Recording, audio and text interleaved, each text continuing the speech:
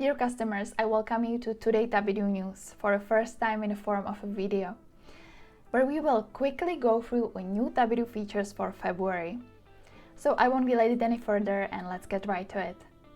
The new Tabidoo feature is Snapshots, which is basically an equivalent to a restore point in Windows. If you want to go back in time in the app, then just download the extension Snapshots and save a copy of your data periodically. You can enjoy the carefree way of working in Tabidoo and correct any error at any time by clicking the restore button. Want to create a data type up to your imagination? How about Google Maps or a time tracker that you can run directly from the forum?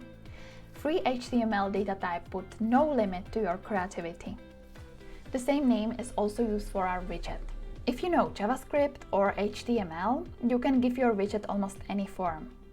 In case you want to keep all the important reports always inside, you can newly view them in the form of a widget above the table or separately in your dashboard. We have also developed a new workflow automation action which saves you from excess scripting. It is called Foreach loop and it will allow you to browse all the records in the table you choose. It is then completely up to you how you handle the data. Not only we are creating Tabidoo news in the form of a video, but also we are creating Tabidoo tutorials, which you can find on our YouTube channel.